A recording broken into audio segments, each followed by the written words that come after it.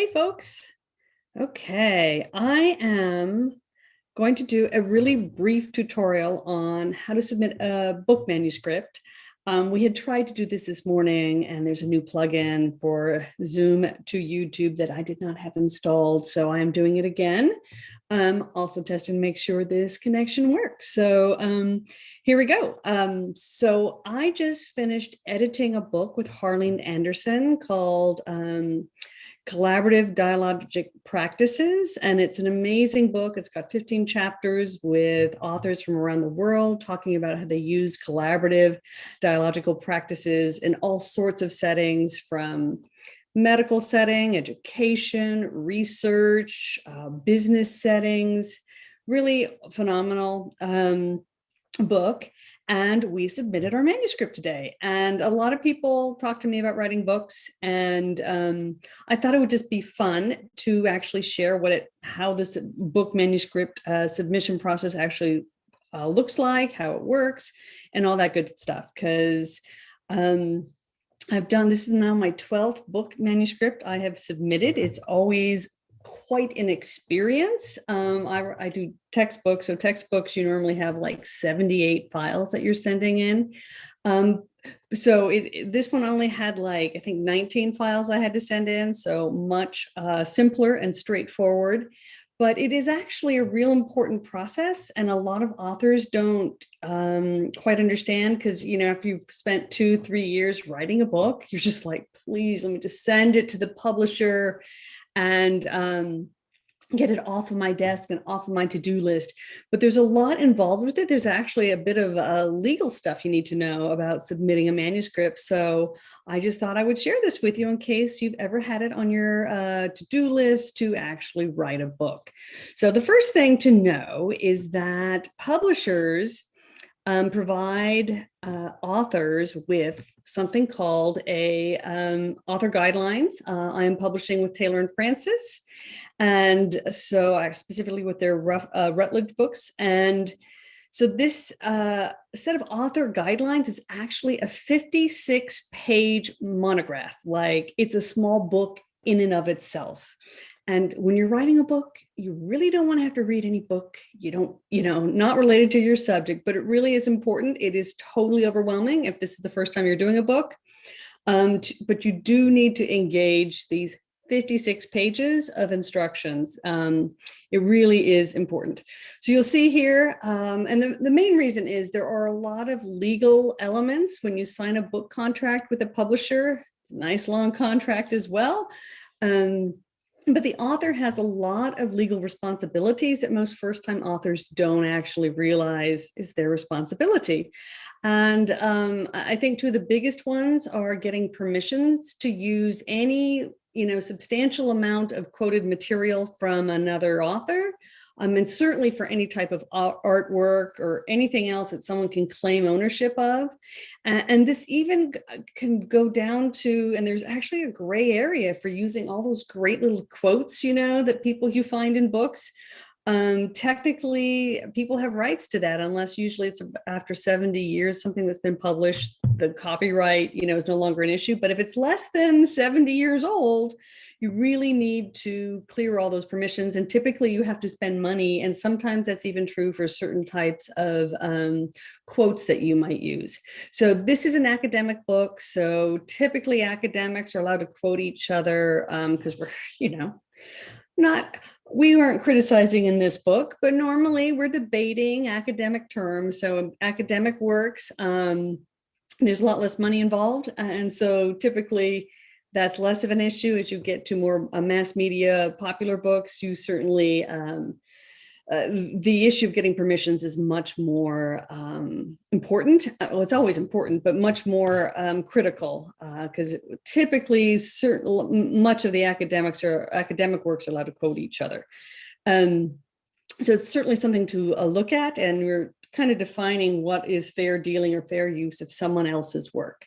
So in the book that we submitted today, we had one piece of artwork. So we had to get a written, signed permission to use that in our book. The other big thing to think about is libel. There's a whole, they got multiple pages in the set of instructions about how you talk about other people. You can be sued for that. So definitely think about that, and how, because you would need to defend yourself as an author, against certain types of just talking poorly about others. May seem like it's really okay to do sometimes when you read the news, but as a book author, you really have to know the law, and really be careful about what you say, and where those things come in. So next, there's preparing the manuscript, and you can see this goes on for many, many pages.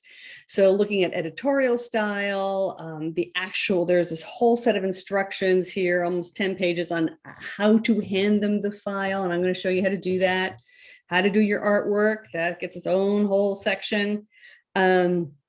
And then kind of going into and describing your responsibilities as an author in the production process. So I'm not going to do too much more, but I am going to show you what they have. A beautiful table in here that kind of shows you what the production process actually looks like. So today was a big day that Harleen and I handed and submitted in the document to the publisher, which is like, I would say it's the second best day in my life as an author, because it's like off my plate. It's that huge sense of accomplishment. My other favorite day is when the concept comes and I see it like come together. And usually it's when I'm putting the table of contents together. I see it just everything lines up. That is for me the most beautiful moment. Harleen's is getting the phone call from the editor, saying she's got a contract. But you can all have your own favorite parts of writing a book. That's what makes it fun. So, but when you submit to the publisher, formally submit your manuscript, you cannot change the manuscript much after that. And that is in virtually every book contract you will ever see, because once you submit it for publication to the publisher, they go through this very complex, time-consuming and expensive process of taking a Word document or whatever word processor you use and turning it into a hardbound book. And any change the author makes costs money, costs them time. And so you're extremely limited. Most of my book contracts allow you to change up to 10% max of the text, because it costs, after that, you as an author would have to pay the publisher's costs to edit after that. So when you submit, that's why I'm going to going over this today. You really got to make sure you get it right.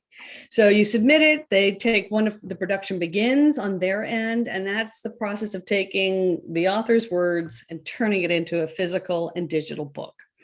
The first phase, after they begin the process and assign everyone to all the roles and all that stuff, is the copy editing.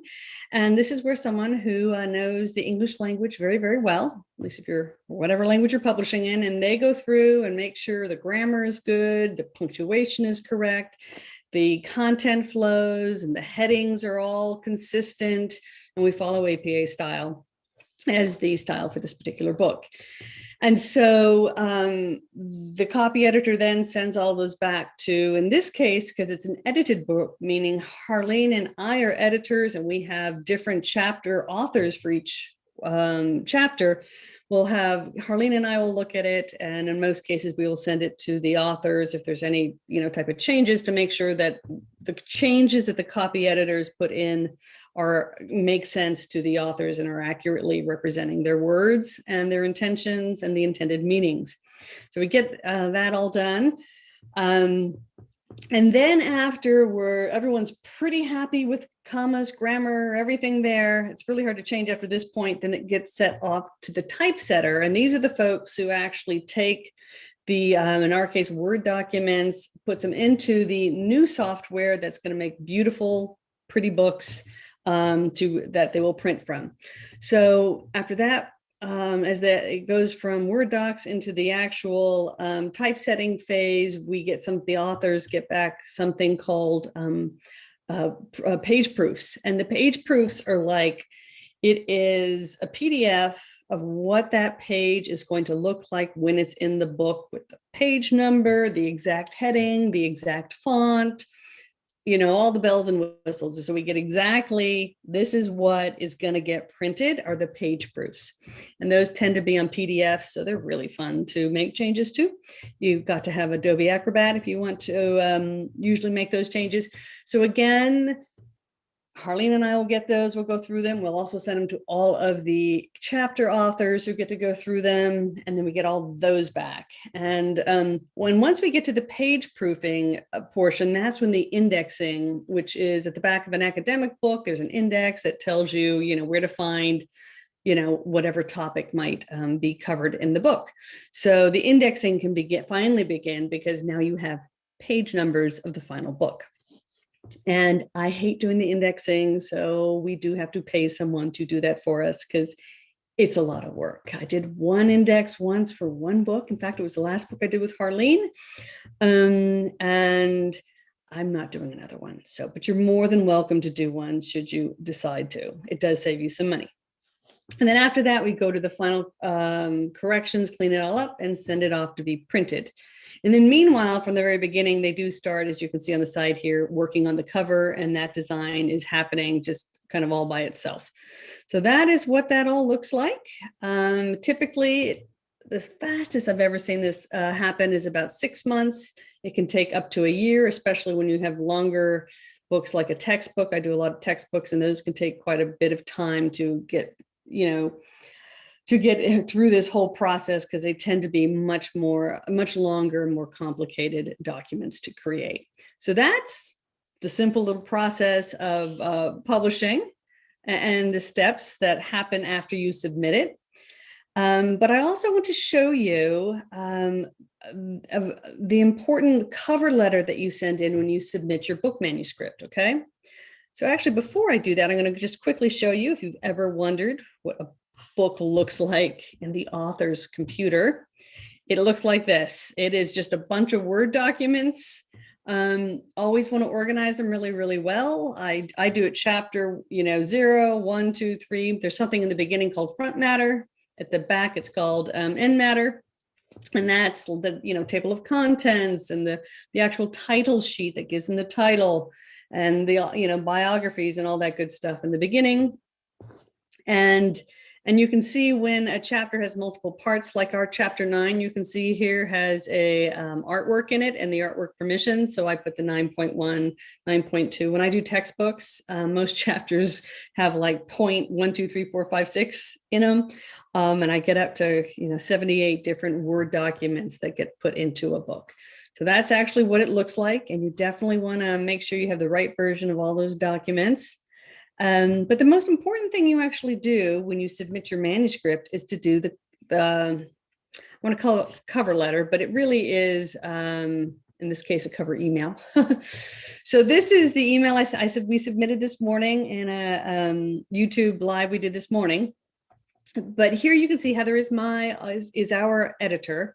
And as you can see here, I write this very formal letter, and the different sections, and I even have headings in my email, are real important because what we have to get right here is Harleen and I have to submit the exact version of the correct documents that have all the sections to every chapter, all the front matter, everything needs to be in here. And this is my way of documenting what I handed them.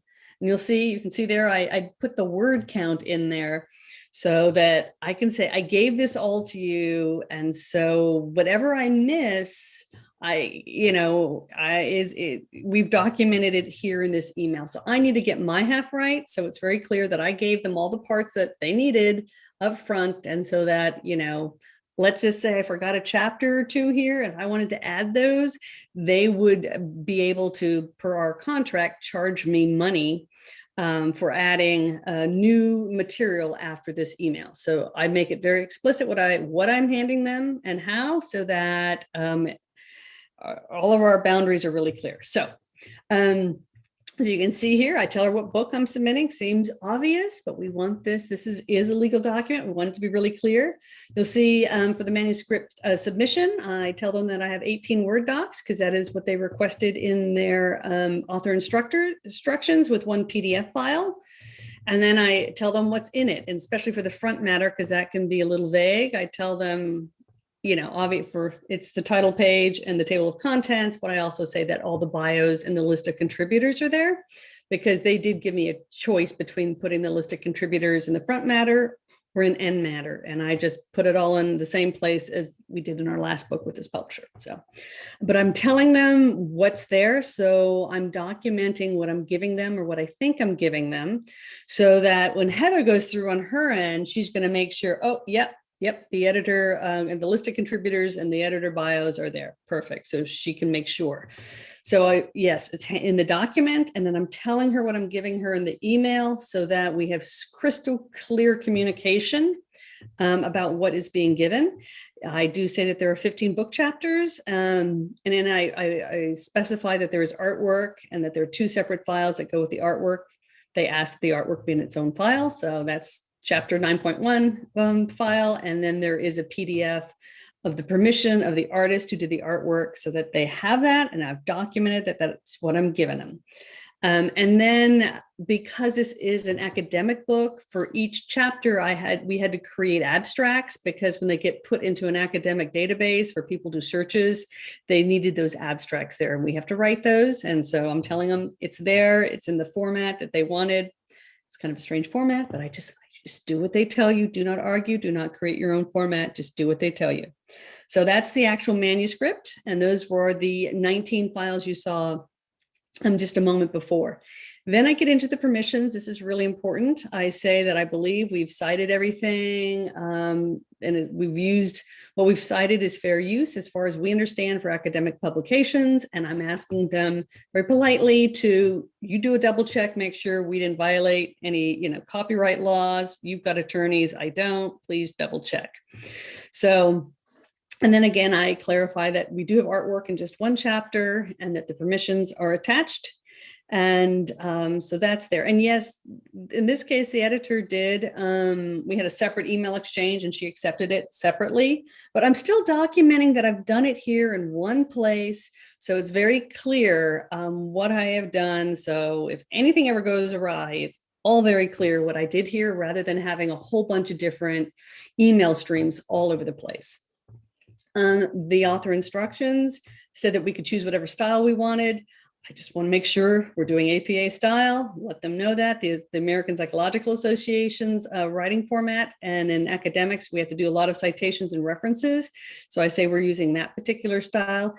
Even if you're not doing an academic book, you have to choose a style. So definitely talk with your editor before writing a book about how you're going to reference things. Because boy, I once had an publisher surprised me and I had to take what was in APA style and put it in another style, which required me to go and get an exact page number, which I didn't have to do in APA, you only have to do that for direct quotes. So I spent literally several weeks trying to fix that. So always make sure you know what style you're working with.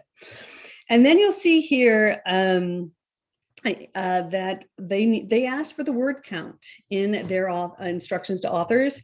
So I went ahead and gave them the word count for every single chapter. And again, what this does is it establishes, I handed you a file which had this many words in it. So this is the file that matches up with that. If ever anything goes wrong, we are crystal clear about what I handed them and what I didn't hand them. Because there is a contract that oversees all of this, and I'm documenting for the record that this is what I have done. These are my understandings, and so then at the end, since we will be working quite a bit with the editor over the next 6-8 months to get this thing into everyone's hot little hands, I just, always end with a politeness and gratitude to your editor who does a lot of work that you hardly even know about or hear about on their end with the publisher.